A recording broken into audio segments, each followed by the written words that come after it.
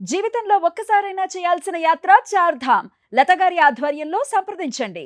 విశాఖ గాజువాకలో మౌనిక మర్డర్ కేసులో ఇప్పుడు అనేక ప్రశ్నలు ఉత్పన్నమవుతూనే ఉన్నాయి. నిందితుడు ఇప్పటికే డబ్బుకు సంబంధించి అంశాలు కొన్ని విషయాలు చెప్పినప్పటికీ కూడా మౌనిక తరపు మాట్లాడుతున్నటువంటి వ్యక్తులు డబ్బు కోసం కాదు, ఏదో చేశాడు ఆ వ్యక్తి, రవీంద్ర అనేటువంటి వ్యక్తి మౌనికను అత్యంత దారుణంగా చంపి ముక్కలు ముక్కలుగా చేయడం వెనుక ఇంకేదో కారణాలు ఉంటాయి, ఖచ్చితంగా కఠినమైనటువంటి శిక్ష విధించాలి, తనకి ఎంక్వైరీని పటిష్టం చేయాలంటూ కూడా ఇప్పుడు డిమాండ్లు వినిపిస్తున్నాయి. ఈ నేపథ్యంలో తాజాగా మౌనిక ఇంటి వద్ద ప్రజా సంఘాలు ఆందోళన వ్యక్తం చేస్తున్నాయి. తల్లిదండ్రులు, మౌనిక తల్లిదండ్రులతో పాటుగా వారి కుటుంబ సభ్యులతో పాటుగా దళిత మహిళా ప్రజా సంఘాలు ఇప్పుడు మౌనిక ఇంటి వద్దకు వచ్చాయి. అక్కడ మౌనికకు మద్దతుగా ఆమెకు న్యాయం జరగాలంటూ, ఈ హత్యకు సంబంధించిన అన్ని విషయాలు బయటికి రావాలంటూ వారు తీవ్ర ఆందోళన చేసేటువంటి దిశగా కదులుతున్నారు. దీనికి సంబంధించిన పూర్తి వివరాలు తెలుసుకుందాం. మా ప్రతినిధి లక్ష్మి మౌనిక ఇంటి వద్ద నుంచి లైవ్ లో సిద్ధంగా ఉన్నారు. లక్ష్మి, ఏం జరుగుతుంది అక్కడ? మరలా ఆందోళన నెలకొన్నటువంటి పరిస్థితి ఉన్నట్టుగా ఉంది. మౌనిక ఇంటి వద్ద ప్రస్తుతం ఏం జరుగుతుంది? ప్రెసెంట్ మనమైతే విశాఖలోని తాటి చెట్లపాలెం సంజీవయ్య కాలనీలో ఉంటున్న మౌనిక ఇంటి దగ్గర పరిస్థితి చూస్తున్నారు మీరు స్క్రీన్ పైన. సో ఇప్పటికే మౌనిక హత్య కేసులో చాలా మిస్టరీలు ఉన్నాయి. ఎందుకంటే అనేక నిజాలను దాచిపెడుతున్నటువంటి అనుమానాలు కూడా మాకు కలుగుతున్నాయి.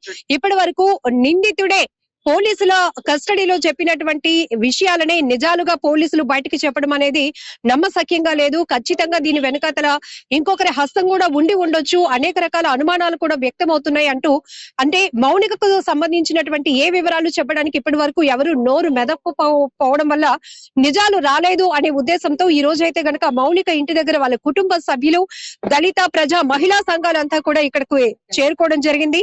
ఖచ్చితంగా మౌనిక మర్డర్ కేసుకు సంబంధించి జ్యుడిషియల్ ఎంక్వైరీ జరిగితేనే గాని ఈ కేసు విషయంలో వాస్తవాలు బయటికి రావు. ఇప్పటికే ఒక మౌనిక అనే అమ్మాయి క్యారెక్టర్ ని చాలా బ్యాడ్ గా చూపించినటువంటి నిందితుడు ఎవరైతే రవీంద్ర చెప్పినవే వాస్తవాలు అన్నట్టుగా మౌనిక పూర్తిగా సొసైటీలో కూడా ఒక చెడ్డ క్యారెక్టర్ గా తన్ని చిత్రీకరించే ప్రయత్నం కూడా రవీంద్ర చేశాడు. కాబట్టి ఖచ్చితంగా ఈ కేసు విషయంలో పోలీసులు చెప్పిందే ఫైనల్ కాదు, పోలీసులు చెప్పిందే నిజాలు అయిపోవు. కాబట్టి మాకు కూడా అనేక రకాల అనుమానాలు వ్యక్తమవుతున్నాయి. ఆ దిశగా పోలీసుల ఎంక్వైరీ కొనసాగాలి, జ్యుడిషియల్ ఎంక్వైరీ కావాలి అంటూ మౌనిక తల్లిదండ్రులతో పాటు ప్రజా దళిత మహిళా సంఘాలు కూడా డిమాండ్ చేస్తున్నాయి. ఫస్ట్ వాళ్ళ పేరెంట్స్ ఒకసారి మాట్లాడిద్దాం. మొన్న తండ్రి వేణుగోపాలరావు కూడా సుమన్ టీవీతో మీడియా ముందుకు కూడా వచ్చి అనేక రకాల విషయాలను చెప్పడం జరిగింది. ఖచ్చితంగా నా కూతురికి అయితే డబ్బులు అవసరం లేదు, తను బాగా సంపాదిస్తోంది, మా కుటుంబంలో అందరూ సంపాదించే వాళ్ళమే, గౌరవంగా బ్రతకాలి అనుకుంటున్నాం, కానీ అత్యంత దారుణంగా నమ్మించి ఇంటికి పిలిచి హత్య చేసిందే కాకుండా ముక్కలు ముక్కలుగా నా కూతుర్ని నరికేసి ఈ రోజు తలలేనటువంటి మృతదేహాన్ని మాకు అప్పచెప్పారు. మేమింత బాధలో ఉంటే ఇప్పుడు మళ్ళీ మా మౌనిక నా కూతురు క్యారెక్టర్ ని బ్యాడ్ చేస్తున్నటువంటి వ్యక్తి గురించి ఆయన చాలా విషయాలు చెప్పున్నారు. తల్లితో కూడా మాట్లాడదాం. అమ్మ, ఏమనుకుంటున్నారు ఈ కేసులో? మీకు వస్తున్న డౌట్స్ ఏంటండి? మా పాప చాలా మంచిదయ్యండి. తన దగ్గర బోల్ మనీ ఉంటుండగా మనీ కోసం టార్చర్ పెడుతుంది, ఏవేవో కట్టుకథలు చెప్తున్నాడు. ఆ అమ్మాయికి ఒకరికి మనీ అడిగే అవసరం లేదు. మీరు పాపని ఇలా చంపినందుకు మాకు న్యాయం చేయండి. పాపని అలా ఆ విధంగా చంపాడంటే ఏదో ప్లానింగ్లు చేసుకుని అతను అలాగా అంత ఘోరంగా అమ్మాయిని చంపేశాడండి. ముక్కలు చేసి తల చేతులు కాల్చేసి రకరకాలు చేసి ఆ పిల్లని తలుచుకుంటూ మాట్లాడలేకపోతున్నానండి. నాకు మొత్తం నెలకి మందులు అయితే ఇచ్చి, ఇంటికి మంచి బజార్ అయితే ఇచ్చి, ఇంట్లో అందరికి అన్ని చూసుకోండి. తను గవర్నమెంట్ జాబ్ చేస్తుండగా, బ్యాంకులో చేస్తుండగా, ఈవెంట్లు చేస్తుండగా తన దగ్గర బోల్డ్ మనీ. అటువంటిది అతనికి అడగవలసిన పని లేదు. ఎందుకు వెళ్ళింది అతని గురించి మాకు ఎప్పుడు ఏమీ తెలియదు. చిన్న విషయం కూడా తెలియదు, అతని ముఖం తెలియదు, ఏమీ తెలియదండి. పిల్లని ఎలా పిలిపించి అలాగా బిడ్డని నిండు ప్రాణం తీసాడండి. తీసి పిల్లని ఘోరంగా ముక్కలు చేసి ఏమి ఎరగట్టు లొంగిపోయాను అన్న ఒక్క మాట ప్రకారం పోలీసులు అతని తరపున ఏమి చెప్పలేదు. అతని తరపున ఏమి చెప్పటం లేదండి. మాకేమి తెలియదు. ఎంతసేపు పిల్లెళ్ళింది డబ్బులు టార్చర్ కార్డు, దానికి చంపేస్తాడు ఆ పిల్లని, ఆడపిల్లని నిండు ప్రాణం తీసేస్తాడా? మాకు న్యాయం చేయండి, దయచేసి మాకు న్యాయం చేయండి. మా పిల్ల తరపున మాకు న్యాయం. ఇంకొక ఆడపిల్లకి ఇలా జరగకూడదండి, ఇంకొక ఆడపిల్ల ఇలా బాధపడకూడదండి. దయచేసి మాకు న్యాయం చేయండి మా బిడ్డ తరపున. హత్య చేసిన తర్వాత పోలీసులు ఎదుట రవీంద్ర చెప్తున్న విషయాలు, నేవీలో పనిచేస్తున్న నా ఐడి కార్డు తీసుకొని బ్లాక్ మెయిల్ చేస్తోంది, డబ్బుల కోసమే నన్ను వేధించడం వల్లే ఇంకా ఆ ఘర్షణలోనే ఆ అమ్మాయికి ఊపిరి ఆడకుండా చేసి చంపేసి ఆధారాలు లేకుండా చేయడానికి ముక్కలు చేశాను అంటున్నాడు. మేము నమ్మమండి. ఇంట్లో దొరికాయా? వెంటనే ఇవన్నీ విని వెంటనే వెతికామండి. ఏమీ లేదు, ఇంతకు ముందు లేదు, ఇప్పుడు వెతికిన తర్వాత కూడా అతనివి ఏ చిన్నవి కూడా దొరకలేదు. అతనంతా అబద్ధాలే చెప్తున్నాడు. అబద్ధాలే చెప్పి బిడ్డను పొట్టను పెట్టుకున్నాడండి. మా బిడ్డకి న్యాయం చెయ్యండి దయచేసి. మౌనిక వాళ్ళ సిస్టర్ కూడా ఉన్నారు, వాళ్ళతో మాట్లాడించే ముందు సార్, ఈ రోజు జ్యుడిషియల్ ఎంక్వైరీ డిమాండ్ చేస్తున్నారు, మీకు వస్తున్నటువంటి అనుమానాలు ఏంటి కేసు విషయంలో? నేను పివి గిరిధర్ న్యాయవాదిని మాట్లాడుతున్నానండి. అసలు అన్నిటికంటే ముఖ్యంగా మనం గమనించాల్సిన విషయం, అసలు ఒక వ్యక్తి ఎవరైనా కూడా పోలీస్ స్టేషన్ కి సరెండర్ అయ్యి నేనే నేరం చేశానంటే ప్రొసీజర్ ఏంటి? చాలా మంది నేను నేరం చేశానంటే, నేరం చేశాను వస్తే ఒప్పుకుంటారా? నేరం చేశానని వచ్చినంత మాత్రాన కోర్టు గాని లేకపోతే పోలీస్ స్టేషన్ గాని ఎవరు కూడా, ఏ జ్యుడిషియల్ ఆఫీసర్ గాని క్వాజీ జ్యుడిషియల్ ఆఫీసర్ గాని దాన్ని ఒక స్టేట్మెంట్ కింద తీసుకుంటారు గాని అతనే నేరస్తుడి కింద ప్రారంభించరండి. అలాంటిది ఒక వ్యక్తి వచ్చి నేను పలానా నేరం చేశానని చెప్తే అతన్ని నేరస్తుడి కింద, అక్యూజ్డ్ కింద తీసుకోవడమే కాకుండా అతని నేరం ఈ రకంగా చేసి ఉండొచ్చు, ఇందువలన చేసే కారణాలు కాదండి. ఇక్కడ అందరూ గమనించాల్సిన ముఖ్యమైన విషయం ఒకటి ఉంది. అదేమిటంటే అసలు నేరంకి ఆయన పోలీసులు ఎక్స్ప్లెయిన్ చేస్తున్న విధానం ఎలాగుందంటే, ఉద్దేశం అంటే ఇంటెన్షన్ అనేటువంటిది క్రైమ్ కి చాలా ముఖ్యం. 4 స్టెప్స్ ఉంటాయి. అందులో క్రైమ్ కి ఎప్పుడు కూడా ఇంటెన్షన్ చాలా ముఖ్యం, ఉద్దేశం చాలా ముఖ్యం. సో ఆ ఇంటెన్షన్ బట్టే మిగతా నేరం అంతా కూడా నిరూపించబడుతుంది. అసలు ఇక్కడ ఆయనకి ఉద్దేశం లేదు. ఆ అమ్మాయి దౌర్జన్యంగా వచ్చింది, అందువల్ల ఆ అమ్మాయినే మేము ఏం చేయాలో తెలియక పాప అమాయకుడయ్యి అలా నోరు మూస్తే అమ్మాయి చచ్చిపోయింది. అందువల్ల ఎలా డిస్పోజ్ ఆఫ్ చేయాలో తెలియక ఇంత ఘోరమైనటువంటి నీచమైనటువంటి అత్యంత క్రూరమైనటువంటి ఒక నేరం చేస్తే ఆ నేరాన్ని ఇలా చేసి ఉండొచ్చని సమర్థించినట్టుగా దాన్ని కొంచెం తక్కువ చేసి మాట్లాడితే రేపు పొద్దున అది ఎక్విటల్ అవుతుంది కదండి. ఇలాంటి స్టేట్మెంట్స్ అనేటువంటి పోలీసులు ఇవ్వడం పద్ధతి కాదు. అందువల్ల ప్రొసీజర్ ఫాలో అవ్వండి. ఇప్పటికే ప్రొసీజర్ తప్పుడు స్టేట్మెంట్ ఇచ్చినట్టుగా తప్పుడు స్టేట్మెంట్ ని అంటే రాంగ్ ఇన్ఫర్మేషన్ ప్రజలకి సర్క్యులేట్ చేసినందుకు, సోషల్ మీడియాలో మొత్తం వచ్చినందుకు వాటి మీద పోలీసులను కూడా పార్టీ చేసి తగిన చర్యలు తీసుకుంటామని చెప్పి తెలియజేస్తున్నానండి. లక్ష్మి గారు ఒక మాట చెప్పండి, డేటింగ్ యాప్ ద్వారా వీళ్ళిద్దరికి పరిచయం అనే ఒక పాయింట్ బాగా హైలైట్ అయింది. రెండోది, అమ్మాయి ఎందుకు పెళ్ళైనటువంటి ఒక వ్యక్తి ఇంటికి ఎలా వచ్చేసింది, అమ్మాయి హత్యకు గురైంది, ఈ పాయింట్లు ఎక్కువగా సొసైటీలో మౌనికని నెగిటివ్ గా చూపిస్తున్నాయి. అంటే ఇక్కడ ఆ అమ్మాయిని హత్య చేయడం, ముక్కలుగా చేయడం అనేది పక్కన పెడితే, డేటింగ్ యాప్ లో ఈ అమ్మాయికి పనేంటని, ఇంటికి వస్తే పిలిస్తే వెళ్ళిపోతారా అని చెప్తున్నారు. అది కూడా పోలీసులు ఇచ్చినటువంటి స్టేట్మెంట్ లో మీకు కలిగినటువంటి అనుమానాలు ఏమున్నాయి? నేరము చేసిన వాళ్ళకంటే చేయించిన వాళ్ళది ఇంకా పెద్ద తప్పు. కాబట్టి డేటింగ్ యాప్లు, ఇలాంటి యాప్లు సంబంధించిన దాంట్లో అది ఉపయోగించిన వాళ్ళకంటే ఉపయోగించడానికి అవకాశం, దాన్ని ఇంట్రొడ్యూస్ చేసిన వాళ్ళు, దాన్ని ప్రచారం చేస్తున్నారు, దాన్ని ఉనికిలో ఉంచిన వాళ్ళు వీళ్ళు ఇంకా నేరస్తుడు. తాగిన వాళ్ళకంటే తాగించిన వాడు ఇంకా పెద్ద నేరస్తుడు. తాగిన వాడి దగ్గరికి వెళ్ళి మీరు ఊదండి, మీకు పనిష్మెంట్ ఇస్తానంటే అతను ఈ రోజు యాక్షన్ చేయటువంటి ఎంత నేరమో, మరి తాగించి ఈ రోజు ప్రభుత్వాన్ని నడుపుతున్న వాళ్ళు ఇంకెంత నేరస్తులు. ఈ డేటింగ్ యాప్లు నడపడం వల్ల ఇంకెంత నేరం జరుగుతుంది. ఈ రోజు పోర్న్ వల్ల ఎంత నేరం జరుగుతుంది, చైల్డ్ పోర్న్ వల్ల ఎంత నేరం జరుగుతుంది. వీటన్నిటినీ కూడా దీని ద్వారా డబ్బు సంపాదించాలని ఆలోచన చేస్తున్న ప్రభుత్వ ఆలోచనే చాలా అన్యాయమైనది. ఈ రోజు క్రూరత్వంలో మన జిల్లా యొక్క పరిధులు దాటింది ఈ హేయమైన చర్య, క్రూరత్వమైన చర్య.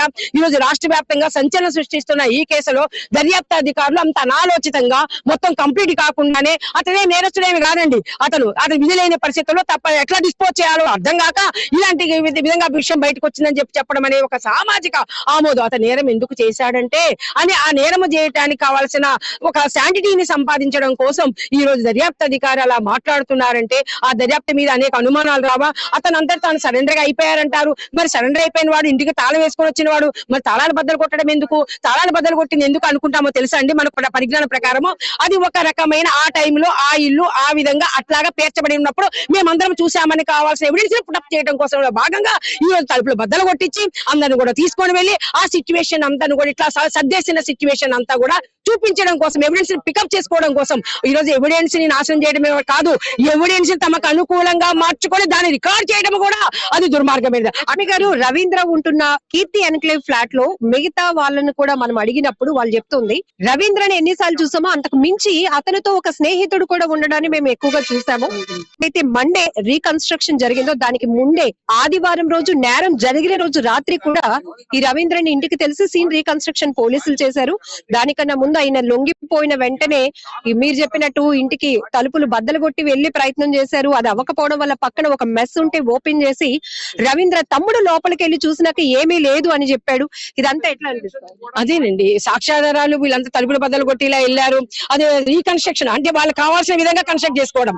ఎట్లా ఉంటదంటే సచిన్ బాబు రీకన్స్ట్రక్షన్ చేసినట్టు ఉంటుంది అయ్యేష మీరా కేసులో ఒక లడ్డు అతను మొదట పోలాడు, అతను పాద ముద్రలు సరిపోయినాయి, వేల ముద్రలు సరిపోయినాయి, స్మెల్ సరిపోయిందని చెప్పేసి తర్వాత ఆయన కాదు తూచ్ ఇప్పుడు సచిన్ బాబు యొక్క ఇన్వెస్టిగేషన్ చాలా సరిపోలేదని చెప్పేసి ఆయన తీసుకొచ్చి ఫిక్స్ చేసి ఆ దర్యాప్తు అయిపోయిన తర్వాత అసలు నేరస్తులు ఎవరో కనుక్కోండి ఆ రోజు కూడా ప్రతిశీల మహిళా సంఘం పబ్లిక్ ఇంట్రెస్ట్ సంబంధించిన దాంట్లో కోర్టులో పిటిషన్ దాఖలు చేశారు. దాని మీద సిట్ ఏర్పాటు చేయడం జరిగింది, దాని మీద సిబిఐ అనేది ఏర్పాటు జరిగింది. అట్లనే ఆ ఇన్వెస్టిగేషన్ రీకన్స్ట్రక్షన్ ఏదైతే అంటున్నారో ఆ రీకన్స్ట్రక్షన్ నేరస్తులు చెప్పిన దాని ప్రకారమే కాదు, మన శాస్త్ర సాంకేతిక పరిజ్ఞానాన్ని ఉపయోగించి వాళ్ళు చేయాల్సిన నేరం ఎలా జరిగిందని మనకి వాళ్ళు పోలీసు యొక్క పరిజ్ఞానంతో చేయాల్సిన దర్యాప్తుని నేరస్తుడు ఇలా చెప్పాడు. దానికి కూడా గ్రౌండ్ ప్రిపేర్ చేయడంలో భాగంగా ఆ తలుపులు బద్దలు కొట్టేటప్పుడు ఎవరైతే ఉన్నారో వెళ్ళినప్పుడు సిచ్యువేషన్ ఎలా అయితే ఉందో, ఎలా అయితే నేరస్థలం ఆ ఇల్లు కాదు లేకపోతే దారపాలెం అని అక్కడ కాదని మనం చెప్పగలుగుతామా, లేదా ఇంకొక ప్లేస్ కాదని మనం చెప్పగలుగుతామా? కాబట్టి నేరస్థలం ఏదైనా మనం చెప్పాలంటే అక్కడే నేరస్థలం అని చెప్పడం కోసం ఈ రోజు వాళ్ళు కూడా క్రియేట్ చేసి ఉండవచ్చు. అది క్షణికావేశంలో జరిగిందని చెప్పడానికి కూడా క్రియేట్ చేసి ఉండవచ్చు, ఒక్కడే చేశారని చెప్పడానికి కూడా క్రియేట్ చేసి ఉండవచ్చు. కానీ ఈ రోజు ఎంతమంది ఉన్నారు, ఏం చేశారు, ఇవన్నీ కూడా అక్కడే చేసుంటాడు అన్న విషయాన్ని మీరు నమ్మట్లేదా? ఒక్కడే చేయటానికి కావాల్సి అంటే పట్టపగలే 10 మంది కలిసి దారపాలము ఆ లోతట్టు ప్రాంతాలకు వెళ్ళడానికి భయపడుతున్న ప్రాంతం రోజుల్లో ఈయనకు పాప చెప్పారుగా హిస్టరీ ఏమీ లేదని చెప్పారు కదా ఏసీపీ గారు. బేసిక్ గా అతను ఏం నేరస్తుడేం కాదండి, అతనికి ఎటువంటి చరిత్ర లేదని. మరి అలాంటి వ్యక్తి రాత్రి పూట అంత పెట్రోల్ కొనుక్కొని డిపోలకు వెళ్ళి కొనుక్కొని అంత లోతట్టు ప్రాంతాన్ని గిట్టి చేయకపోతే అతను కనుక తెలియకపోతే ఆ దారపాలెం ఆ లోతట్టు ప్రాంతం అక్కడికే వెళ్ళి అక్కడ నిర్మానుషమైన ప్రాంతంలో ఒక్కడే వెళ్ళి తగలబెట్టి ఆ విధంగా చేశాడు అంటే అది ఎవరికైనా కాకమ్మ కథలాగా ఉంటుంది తప్ప అది నిజంగా ఉండదు.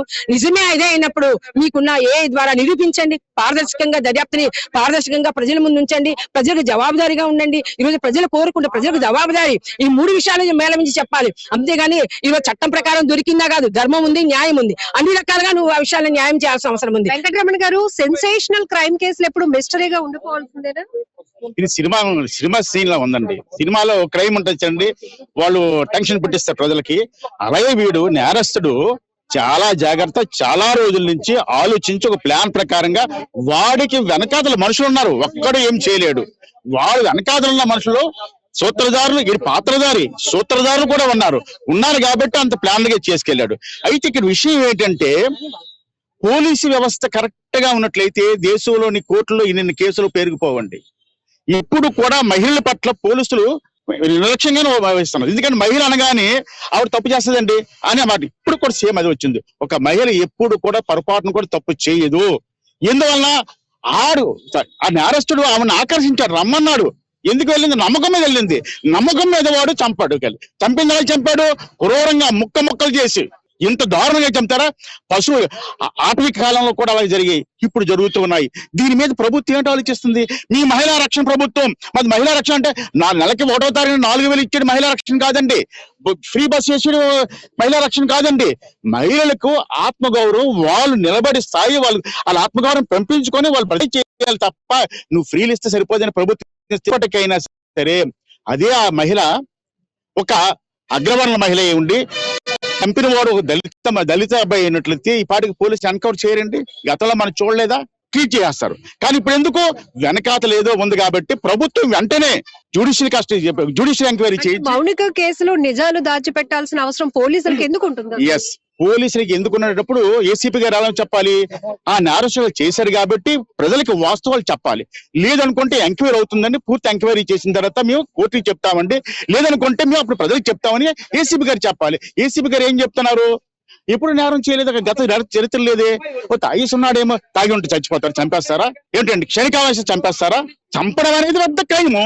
కొట్టడం తప్పు, తిట్టడం తప్పు అంటారు. చంపాలి అనే ప్రిపరేషన్ వీడికి లేనప్పుడు మౌనిక ప్రిపరేషన్ తో వెళ్ళిందా? నేను ఆ వ్యక్తి చేతిలో చచ్చిపోవడానికి వెళ్తున్నాను. ఎలాగెళ్తారండి? ఎవరు చచ్చిపోవడానికి వెళ్ళరండి. వాడికి ఆ ప్లాన్ ఉంది, వాడు వెనకాల ప్లాన్ ఇచ్చిన వాళ్ళకి ఉంది. ఉంది తప్ప అమ్మాయి ఎవరు కూడా ఎవరు చనిపోవడానికి ఎవరు బొరపెట్టరు కదండి. నమ్మించి వాడు అమ్మాయిని చంపాడు తప్ప. ఇప్పుడు ఏంటంటే మేము అడుగుతున్నది ఏంటంటే ఆ కుటుంబం న్యాయం జరగాలండి. ఆ తల్లి తండ్రులు ఏడుస్తున్నారండి. ఒక యవ్వనస్తురాలు బిడ్డ చనిపోయిందంటే పోనీ ఎలా చనిపోయింది? ఒక యాక్సిడెంట్ అయింది అనుకోండి, అయిందనొచ్చు. ఒక వ్యక్తి తీసుకెళ్లి ముక్కలు నరికి తల పక్క చేతులో పక్క ఫ్రిడ్జ్ లో పక్క. ఏమిటి దుర్మార్గం క్రైమ్, ఏమిటి నరకను? అంటే నీకు ఆడపిల్లలంతా అంత ఈజీగా ఉందా? కామన్ మ్యాన్ కి కూడా ఈ కేసు ఫాలో అవుతున్న వాళ్ళకి తెలుస్తుంది అతనికి ఇలాంటి నేర ప్రవృత్తి లేదు.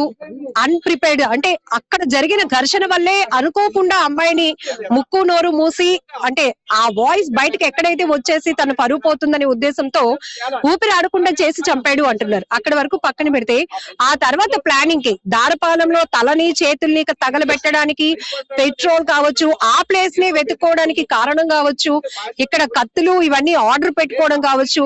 మరి ఈ నేర ప్రవృత్తి గాని ఈ ఐడియాలజీ ఆ వ్యక్తిలో ఎలా వచ్చిందండి? ఎందుకు రాదు? ముందుగా ఆలోచించుకున్నా అన్నాడు. పెట్రోల్ ఎక్కడ కొనాలి, కత్తులు ఎక్కడ కొనాలి, అమ్మాయిని అలా పిలిచి ఏం మాట్లాడాలి. అమ్మాయి ఘర్షణ పడింది అనుకోండి, చాలా మంది ప్రేమికులు ఘర్షణ పడతారు, రోడ్ల మీద పడతారు, పార్కుల్లో పడతారు, ఇళ్లలో పడతారు. చంపుకుంటున్నారండి? చంపుకోలేదు కదా. వీడు కావాలని పథకం ప్రకారంగానే చేశాడు. లేకపోతే అక్కడ తీసుకెళ్లి పెట్రోల్ కాల్చడం, 2 ముక్కలు చేయడం ఏంటి? అనుకోకుండా జరిగింది అనుకోండి, అమ్మాయి అలరి చేస్తుంది, పరుగు పోవాలనుకుంటే కాలు పట్టుకొని చేలు పట్టుకొని పొరపాటు అయిపోయిందని చెప్పి ఊరుకోని బతిమలాడతాడు తప్ప వీడి చంపాలనే ఆలోచన ఎవరికి ఉంది కాబట్టి అది చేశాడు. కాబట్టి వీడు ఆసామాషుడు కాదు. కానీ ఒకటి చెప్తున్నామండి, ప్రభుత్వానికి ఒకటి చెప్తున్నాం, మహిళల పట్ల మాత్రం మీకు చిత్తశుద్ధి ఉంటే హోమ్ మినిస్టర్ గారు ఇమీడియట్ గా ఫాస్ట్ ట్రాక్ ఏర్పాటు చేసి కోర్టు ఏర్పాటు చేసి జ్యుడిషియల్ ఎంక్వైరీ చేసి వారిని కఠినంగా శిక్షించాలని మేము డిమాండ్ చేస్తున్నామండి. మౌనిక వాళ్ళ సిస్టర్ కూడా మనతో పాటు ఉన్నారు. చూశారు కదా అసలు మీ చెల్లిని ఇంత దారుణంగా మీరు కోల్పోయినటువంటి పరిస్థితి, ఏం చెప్పాలి అనుకుంటున్నారు? అసలు బయటికి వెళ్ళింది ఇంటికి వస్తామని చూసాం కానీ అలా అవుతుందని అనుకోలేదండి. చంపడం ఒక తప్పు అంటే దాంట్లోనే నరికి బుర్రను చేతులు కాల్చడం ఇంకా తప్పు. అతను కావాలని ఎప్పటి నుంచో అనుకుంటున్నాడు కాబట్టి అలా చేశాడు. అప్పటికప్పుడు పొరపాటును చంపితే బాడీని అలా వదిలేసి పోలీసులు లొంగిపోవాలి గాని నరికి లొంగిపోవడం ఏంటండి? నరికాడు, తల కూడా తల చేతులు ఐడెంటిఫై ఫింగర్ ప్రింట్స్, ఆ చేతులు నిన్న మొహము అవి 2 కాల్చడం ఏంటి? మౌనిక తండ్రితో కూడా ఒకసారి మాట్లాడిద్దాం. గోపాలరావు గారు, మొన్నే మీరు ఆల్రెడీ మాట్లాడున్నారు. ఏంటి ఓవరాల్ గా ఈ 2 రోజుల్లో కొంచెం మీరు మనసు కుదుటపడి మీకు కలిగినటువంటి అనుమానాలు చెప్పండి. అది కాదమ్మా, ఏసీపీ గారే ప్రజలను రక్షించవలసింది. మీరు ఇలా చెయ్యండి, ప్రజలందరూ మేము ఇలా కవర్ చేస్తామన్నట్టు మాట్లాడుతున్నారు. అది కరెక్ట్ కాదు కదా. ఎందుకంటే వాడిని కవర్ చేసినట్టు మాట్లాడుతున్నారు. ఇది ప్రతి ఒక్కటి అది ఆ విధంగా వాడు నరకయాత్ర పెట్టాడు మా పాపకి. దయచేసి ఈ మహిళా మండలి లక్ష్మి గారు, ఆ తర్వాత అడ్వకేట్ గారు ఆదివారం రోజు మౌనిక ఎక్కడికి వెళ్తున్నాను అని చెప్పింది. ఈవెంట్ కి వెళ్తానని చెప్పిందమ్మా. ఈవెంట్ కి వెళ్తానని చెప్పి వెళ్ళింది 10-10:30 టైంలో. వెళ్ళిన తర్వాత ఒక అరగంట తర్వాత గంట తర్వాత పాప ఫోన్ చేసింది. రింగ్ అయ్యింది, వెంటనే స్విచ్ ఆపింది. స్విచ్ కాదు, వెంటనే ఆగిపోయింది. మళ్ళీ ఇంకా గంట పోయి చేస్తే స్విచ్ ఆగిపోయింది. సరే ఈవెంట్ లో ఉండి బిజీగా ఉందనుకొని చూస్తే రాత్రి అయినా రాలేదు. అంతట్లో గాబరా చెంది అన్ని వైపులు తిరిగాం, ఎంత రాలేదు. అయితే కంప్లీట్ ఇద్దామంటే అమ్మాయి కదా, కంప్లీట్ ఇస్తే ఏమవుతుంది అని బాగుంది, అందరిలో పడిపోద్దని అలాగా చూస్తూ ఎదుగుతున్నాను. ఆ తెల్లవారేసరికి ఇలాగా 6-7 గంటల టైంలో పాపకి మా పెద్ద పాప సెల్ ఓపెన్ చేసింది. సెల్ ఓపెన్ చేస్తే ఇలాగా మొత్తం లైవ్ లో వస్తుంది మొత్తం అంతా. ఇలాగ 6-7 టైంలో అమ్మాయి సెల్ ఓపెన్ చేసింది. దాంతో ఇలా చనిపోయినట్టు రీల్ చూపిస్తుంది. దాంతో వెంటనే అమ్మ మా చెల్లి చచ్చిపోయింది అని చెప్పి అందరికి ఏడుస్తూ చెప్పి నాకు ఫోన్ చేసింది. వెంటనే పరిగెట్టి వచ్చాం. అందరిలో సిఐ గారు, ఎస్ఐ గారు ఫోన్ చేశారు మా అబ్బాయికి ఫోన్ చేస్తే వెంటనే రండి గాజువాక, మీ చెల్లి చచ్చిపోయింది, మీ అక్క చచ్చిపోయింది అని వెంటనే పరిగెట్టి వెళ్ళడంతో ఇలాగా మాకేమీ తెలియదు, అబ్బాయి ఎవరో తెలియదు. ఇప్పుడు వచ్చి అమ్మాయి ఎప్పుడు ఎవరితో మాట్లాడే విధానం మాట్లాడదు ఎవరితోని. అమ్మాయి చాలా బిజీగా ఉంటది. ఎందుకంటే ఏ సెలవు వచ్చినా సరే ఈవెంట్కి వెళ్ళిపోతుంటది. ఎందుకంటే మాకు ఓన్లీ అమ్మాయి దగ్గరే బోల్డ్ డబ్బు ఉంటది. అమ్మాయి ఆడికి అప్పు ఇచ్చి ఉంటది, వాడికి ఎంతో కొంత కట్టాడు. మిగతా కట్టకపోవడం వల్ల మా అమ్మాయి గరసన పడి ఉంటది. గరసన పడితే చెప్తానని ఉంటది, కంప్లీట్ ఇస్తాను నీ ఉద్యోగం అది మీరు అన్నట్టు నీ కంప్లీట్ ఇస్తే నీ భవిష్యత్తు పాడైపోద్ది అనేసరికి వాడేమో ఏది తోచక వాడు మా అమ్మాయిని చంపి ఈ విధంగా చేస్తే అది మామూలుగా చంపలేదు. వాడు ఏ విధంగా చంపాడు అందరూ అనేది అంటే మత్తు ఇచ్చాడు అంటున్నాడు. అదే మత్తు ఇచ్చి దాని నోరు మూసి మొత్తం మీద ఆ నరకయాతన చేసి ముక్కలు చేసి అంటే ఆ విధంగా హింసించి అంటే క్రూర మృగం లాగా అది న్యాయం. వేణుగోపాల్ గారు, మీరు ఒక తండ్రిగా చెప్పండి, మీ పాప capacity, physical capacity, mental capacity తల్లిదండ్రులకే ముందు తెలుస్తుంది. ఒక వ్యక్తి దాడి చేయడానికి ప్రయత్నించినప్పుడు ఆ పెనుగులాట చేసే ప్రయత్నం, ఆమె సెల్ఫ్ ప్రొటెక్ట్ చేసుకోగలుగుతుందా, డిఫెన్స్ చేసుకోగలుగుతుందా? అమ్మాయి చాలా అమాయకురాలమ్మా. అమ్మాయికి ఏమి తెలియదు. ఎందుకంటే సెన్సిటివ్ మైండ్ అమ్మాయి. ఎందుకంటే ఎవరికైనా పెట్టే ఉద్దేశం. ఎందుకంటే మా అందరి కోసం చూస్తుంది, ఆలోచిస్తుంది. ఆ అమ్మాయి లైఫ్ కోసం ఆలోచించదు. ఎందుకంటే ఆ అమ్మాయి మాతో పెంచాలి, ఎవరైనా చిన్న బాధపడితే వాళ్ళకి ఎంతో కొంత ఇస్తుంటది. ఆ విధంగా సాయం చేస్తూ ఉంటది. అలాగే ఎవరైనా అడిగితే అందాక అవసరానికి డబ్బులు ఇస్తుంది. ఆ విధంగా డబ్బులు ఇచ్చింది వాడికి. వాడు తిరిగి డబ్బులు ఇవ్వలేదు. కొంత అమౌంట్ ఇచ్చాడు, మిగతా కొంత. ఎందుకంటే మా పాప సిమ్ తీయడం ఏంటి, ఆ ఫోన్ పేలు అవన్నీ అందరూ ఉంటాయి కదా, ఆ ట్రాన్సాక్షన్ చూడాలి కదా. చూడకంటే ఈ పోలీసు వ్యవస్థ సెల్ ఫోన్ లో అది ఎందుకు తీయాలి అంటే అది తప్పు చేశాడు కాబట్టి వాడు తీశాడు. అదే మా అమ్మాయి సెల్ సిమ్ తీసి డేటా క్లియర్ చేసి అవన్నీ చేయడం ఎందుకు? అదే వాడు కరెక్ట్ అయితే మీడియా ముందు పెట్టమనండి. మా పాప తప్పు అయితే. సాయి, ఇప్పటికీ మౌనిక కేసులో చాలా రకాల ప్రశ్నలు గానీ ఉండిపోయాయి. ఎందుకంటే ఆదివారం జరిగినటువంటి ఇక్కడ విశాఖలో తీవ్ర సంచలనం రేపిన మౌనిక కేసులో ఆదివారం ఎవరు ఫోన్ చేస్తే మౌనిక అక్కడికి వెళ్ళింది, అతను పికప్ చేసుకొని వెళ్ళాడా, లేకపోతే ఎన్ని గంటలకు వెళ్ళింది, ఎన్ని గంటలకు వీళ్ళిద్దరి మధ్య ఘర్షణ మొదలైంది, ఎన్ని గంటలప్పుడు ఆ అమ్మాయిని ఊపిరి ఆడకుండా చేసి చంపేశాడు, ఆ తర్వాత ఎన్ని గంటలకు యాప్ లో ఈ కత్తిని కానీ లేకపోతే ప్యాకింగ్ కి సంబంధించిన మెటీరియల్ ని అతను ఆర్డర్ చేశాడు, అవి ఎప్పుడు వచ్చాయి, ఆ తర్వాత ఇతను ఒక్కడే ఈ ప్రయోగం చేశాడా, అమ్మాయి ఆధారాలు లేకుండా చేయాలని బాడీని డిస్పోజ్ చేయడానికి ఇదంతా చేశాడా, ఆ తర్వాత స్నేహితుడికి గాని వాళ్ళ బ్రదర్ కి గాని ఎప్పుడు ఇన్ఫార్మ్ చేశాడు, ఇన్ఫార్మ్ తర్వాత అతను లొంగాడా వాళ్ళ ఇన్ఫర్మేషన్ తో కావచ్చు, వాళ్ళ సజెషన్ తో, లేకపోతే ఇతనే నేరుగా పోలీసుల ఎదుట లొంగిపోయిన తర్వాత పోలీసులు రవీంద్ర వాళ్ళ బ్రదర్ ని అతనితో పాటు ఉంటున్న ఫ్రెండ్ ని తీసుకొని వచ్చి ఇంట్లోనికి వెళ్లి ఏం జరిగిందో తెలుసుకునే ప్రయత్నం చేశారు. ఇవన్నీ డౌట్స్ గా ఉన్నాయా లేవా? అదేనండి, ఈ జరుగుతున్న దర్యాప్తు పట్ల మాకు కూడా చాలా అనుమానాలు ఉన్నాయి, ప్రజా సంఘాలకి అందరికీ కూడాను. దాంతో పాటుగా దర్యాప్తు చేయాల్సింది పోయి క్యారెక్టర్ అసాసినేషన్ చేస్తున్నారు. ఆ విక్టిమ్ ని, ఆ అమ్మాయి మీద రకరకాల చెడు అభిప్రాయాలు స్క్రోలింగ్ ద్వారా రకరకాల మీడియా ఛానల్స్ లో రావడం అనేది అది చాలా తప్పు. దర్యాప్తు ఏ దిశగా ఉండాలి, మీరు అడిగిన అన్ని అనుమానాలు నివృత్తి చేసుకోవాలి. తల్లిదండ్రులు కూడా ఎన్నో అనుమానాలు రేకెత్తిస్తున్నారు, అవన్నీ కూడా వాళ్ళు పోలీసులు చేయాలి. గాని అటువైపు లేకుండా ఒక ఒత్తిడితో ఏమన్నా పనిచేస్తున్నారేమో, ముఖ్యంగా అతను నేవల్ ఎంప్లాయీ గనక వాళ్ళ మీద ఏమన్నా ఒత్తిడి ఉందేమో అనే అనుమానాలు కూడా ఉన్నాయి. కాబట్టి ఎటువంటి ఒత్తిళ్లకు లొంగకుండా దర్యాప్తు ప్రాపర్ గా జరగాలని చెప్పి మేము హక్కుల సంఘంగా కోరుతున్నాం. కేసు ఫాలోఅప్ లో మొదటి నుంచి మీరు ఉన్నారు, రకరకాల డౌట్స్ కూడా ఎక్స్ప్రెస్ చేస్తున్నారు. ఒకవేళ తప్పు ఉన్నా కూడా ఇలా ఇంటికి పిలిచి చంపేస్తాడా, ముక్కలు చేసేస్తాడా అని మొదటి నుంచి మీరు ప్రశ్నిస్తా ఉన్నారు. సో ఇప్పుడు మీకు కలుగుతున్నటువంటి అనుమానాలు ఏంటి? మామూలుగా అయితే మాకు అనుమానం కలగపోను, కాకపోతే ఇప్పుడు ఉన్న పరిస్థితిని చూసినప్పుడల్లా చాలా డౌట్స్ బయటికి రైజ్ అవుతున్నాయి. మామూలుగా తెలుసుకోవాలనుకుంటే వాడి ఇంటికి పిలవడం తప్పు, దేనికోసం పిలిచారన్నది ఎంక్వైరీ లేదు. వాడు చెప్పింది ఏంటి, డేటింగ్ యాప్ ద్వారా పరిచయం అయింది అని అనగానే, డేటింగ్ యాప్ ద్వారా పరిచయం అయితే ఇట్లా చేసేయాలని రూల్ ఏం లేదు కదా మేడం. వాడు పిలిచాడు, పిలిచిన తర్వాత ఇంటికి తీసుకెళ్లాడంటే అది ఇంటికి వచ్చే వరకు కూడా నువ్వే దగ్గర ఉండి తీసుకెళ్లావని కూడా వచ్చింది. అది సీసీ కెమెరాలో పడుతుంది. అయితే తను ఎలా వచ్చింది, ఎలా వెళ్ళింది అన్నది కూడా నీకే తెలియాలి, అది తనే చెప్పాలి. అది ఆ సీసీ కెమెరా ఫోటోస్ కానీ ఇంకోటి ఏది నిర్ధారణకు రావాలన్నా, పోనీ అనుమానాలు ఉన్న నిర్ధారణకు రావాలన్నా పోస్ట్ మార్టం తర్వాత రావాలి. పోస్ట్ మార్టం కన్నా ముందే ఆ వ్యక్తి ఏం చేసింది, ఎలాంటిది అని వీళ్ళ నిర్ధారణ చేసి ఇది బయటపడడం వల్ల తన ఒక క్యారెక్టర్ బయటకు ఎట్లా వచ్చిందంటే తను ఒక ప్రాస్టిట్యూట్ అన్నట్టు వచ్చింది. ఇప్పుడు దానివల్ల తల్లిదండ్రులకి ఎలాగుందంటే, మా అమ్మాయికి ఒక అబ్బాయి అంటే ఇష్టం ఉండదు, ఒక అబ్బాయి అంటే నచ్చదు, అంటే అబ్బాయిల మీద బ్యాడ్ ఒపీనియన్ కాదు, అంటే ఇట్లా పెళ్లి గాని వివాహం గాని అలాంటివన్నీ నచ్చనప్పుడు ఒక అబ్బాయి దగ్గరికి సెక్చువల్ గా ఎలా వెళ్తా ఎగ్జ్యూజ్ ఎలా అవుతుంది అనుకుంటారు? అది కూడా డౌట్ ఉండదు. డౌట్ మాకు చాలా డౌట్స్ ఉన్నాయి. ఇదే కాకుండా తను నేరస్తుడు కాదు, పుట్టుకతో నేరస్తుడు కాదు. ఏ మనుషుడు కూడా పుట్టుకతో నేరస్తుడు కాదండి. ఒకవేళ నేరం చేయాల్సి వచ్చినా తను ఒకవేళ తను అన్నట్టు వాళ్ళు అన్నట్టు పోలీసు వాళ్ళు కూడా అన్నట్టు ఏదో దీని మీద చేశాడు అనుకుందాం, ఆవేశం మీద చేశాడు అనుకుందాం. ఆవేశం మీద చేస్తే నువ్వు దాన్ని వెంటనే ఎందుకు పోలీస్ డిపార్ట్మెంట్ లో చెప్పలేదు? నైట్ వరకు ఎందుకు వెయిట్ చేసావు? నీ ఫ్రెండ్స్ తో ఎందుకు కాంటాక్ట్ చేసావు? ఫ్రెండ్స్ కాంటాక్ట్ చేసినప్పుడు వాళ్ళు ఎందుకు బయట పెట్టలేకపోయారు? ఈ విషయాన్ని బయట పెట్టకుండా నువ్వు ఎందుకు కవర్ చేసుకుని వచ్చావు? దానికి నువ్వు వేరేగా వెళ్ళి యూట్యూబ్ లో అట్లా చెక్ చేసుకొని ఇట్లాగా నువ్వు కత్తులు తెప్పించుకొని ఈ టైం అంతా ఎందుకు తీసుకున్నావు? అంటే నీకు ఆల్రెడీ ఉంది. ఒకవేళ ఇది లేదనుకుందాం, ఒకవేళ అది కాదనుకుందాం, కాకపోతే నువ్వు ముందు ఎందుకు ఇవన్నీ పెనాయిల్ అని తెచ్చుకొని క్లీన్ చేసుకొని ఆ పెనుగులాడిన సిచ్యువేషన్ కానీ ఇంకోటి కానీ ఏమీ లేకుండా నువ్వెందుకు దీన్ని అంతటిని కవర్ చేసుకొచ్చావు? ఒకవేళ నువ్వు నేరస్తుడు కాదు, నువ్వు నేరస్తుడు, నేరం లేదు, నీ తప్పు లేదు, నీ తప్పు లేనప్పుడు ఒకవేళ పెనుగులాడింది, తను ఏదో హింసించింది. ఇంత ముందంటే మనకి మీడియాల ద్వారా కానీ ఇంకోటి ద్వారా సెల్ ఫోన్స్ కానీ వాయిస్ రికార్డులు కానీ ఏమీ లేవు. ఇప్పుడు అన్ని ఉంటున్నప్పుడు ఒక వ్యక్తి నిన్ను ఒక రోజు హెరాస్మెంట్ చేయలేదు, ఇది ఎప్పటి నుంచో హెరాస్మెంట్ జరుగుతుంది అని చెప్పినప్పుడు నీకు రికార్డ్స్ ఉంటాయి, నీకు వీడియో రికార్డ్స్ పెట్టుకోవచ్చు, ఇంకోటి పెట్టుకోవచ్చు. ఇవన్నీ తీసి నువ్వు సోషల్ మీడియా ముందు పెట్టచ్చు. అవును, నేను అదే అన్నాను. నువ్వు ఒక పెద్ద పోస్ట్ లో ఉన్నప్పుడు నీకు లా అండ్ ఆర్డర్ ఏదైనా తెలిసినప్పుడు, నీకు న్యాయం ఎక్కడ జరుగుతుంది అని తెలిసినప్పుడు, నువ్వు అన్యాయస్తుడు కాదన్నప్పుడు నువ్వేం చేయాలా? నువ్వు అన్ని తీసుకొని వెళ్ళి ప్రూఫ్స్ అన్నవి నీకంటూ ఒక ప్రూఫ్స్. చిన్నపిల్లడైనా వాళ్ళ ఇంట్లో ఏదైనా జరిగితే ప్రూఫ్ అన్నది పెట్టుకుంటాడు. ఒక సెల్ ఫోన్ ఓపెన్ చేసి ఇట్లా పెట్టుకొని వీడియో రికార్డ్ చేయడమో ఆడియో రికార్డ్ చేయడమో చేస్తారు.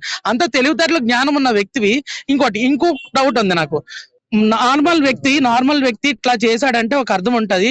ఒక నేవల్ పర్సన్ తనకి ఖచ్చితంగా ప్రత్యేకంగా ప్రతి నెలలోని ఒకసారి ఫుల్ బాడీ చెకప్ జరుగుతుంది. అంటే మానసిక స్థితి ఎలాగుంది, శారీరక స్థితి ఎలాగుంది, తిను పర్ఫెక్ట్ గా ఉన్నారా, మెంటల్ గా ఏదైనా ప్రాబ్లం లో ఉన్నాడా అని అన్ని చేసి తిను డ్యూటీలోకి తీసుకుంటారు. నువ్వు డ్యూటీలోకి వెళ్తున్నామంటే ఆటోమేటిక్ గా నీకు ఏమని ఉంది, అన్ని నువ్వు పర్ఫెక్ట్ పర్సన్ అని కదా మేడం. ఇవన్నీ పర్ఫెక్ట్ గా ఉన్నప్పుడు నువ్వు ఒక నేరం చేసిన వెంటనే నువ్వు ఆయుష్పూర్వకంగా చేసావు, అప్పుడు జరిగిపోయింది. నీ ఫ్రెండ్ కాంటాక్ట్ చేసావు, నీ ఫ్రెండ్ అయినా ఆ టైంలో ఎందుకు చెప్పలేకపోయాడు? నువ్వు సరే ఇది అయిపోయింది, నువ్వు నేరం చేసావు, ఆ అమ్మాయి చనిపోయిన వెంటనే నువ్వు తీసుకెళ్లి ఎందుకు అప్పుడు చెప్పలేకపోయావు? తర్వాత నువ్వు కత్తులు తెచ్చి మొక్కలు చేసి నువ్వు క్రూయల్ గా ఎస్కేప్ అవ్వాలని ఎందుకు ట్రై చేసావు అంటే అర్థం ఏంటి? అంటే నువ్వు ఎస్కేప్ అవ్వాలనుకున్నావు అంటే నీ మైండ్ క్రూయల్ గా ఉందనే కదా. సాయి, ఇది ఇక్కడ పరిస్థితి. ఖచ్చితంగా హత్య చేసి తప్పు చేసినటువంటి వ్యక్తే ఈ రోజు మౌనిక క్యారెక్టర్ ని సొసైటీలో బ్యాడ్ గా చూపించాడు. అంత ఆలోచన అంత ప్రీ ప్లాన్డ్ గా ఆయన చేయకపోతే బాడీ పార్ట్స్ ని డిస్పోజ్ చేయడంతో పాటు సెల్ ఫోన్ ని, సిమ్ కార్డ్ ని కూడా ఎందుకు తగలబెట్టాలి?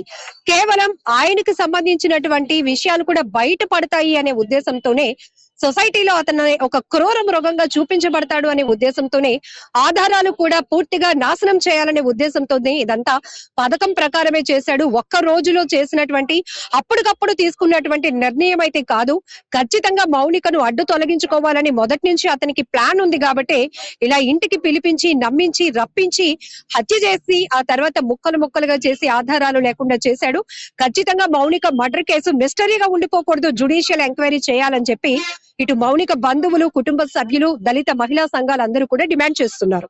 లక్ష్మి, స్వాతి, ప్రస్తుతం మౌనిక నివాసం వద్ద ఉన్నటువంటి తాజా పరిస్థితి, పూర్తిగా మౌనిక క్యారెక్టర్ ని డిఫేమ్ చేస్తున్నారు. సోషల్ మీడియాలో అతను నిందితుడు చెప్పినటువంటి విషయాలని హైలైట్ చేస్తూ తనని పూర్తిగా వారి కుటుంబ సభ్యులను కూడా మానసిక వేదనకు గురి చేస్తున్నారు. ఈ కేసులో మరిన్ని అనుమానాలు ఉన్నాయి, కొత్తగా ప్రశ్నలు వ్యక్తమవుతున్నాయంటూ కూడా ఇప్పుడు మౌనిక ఇంటి వద్దకు ప్రజా సంఘాలు, దళిత సంఘాలు, మహిళా సంఘాలు వీళ్ళందరూ కూడా అక్కడికి వచ్చి మౌనిక కుటుంబ సభ్యులకు మద్దతుగా ఆందోళన చేస్తున్నటువంటి పరిస్థితి అక్కడ కొనసాగుతోంది.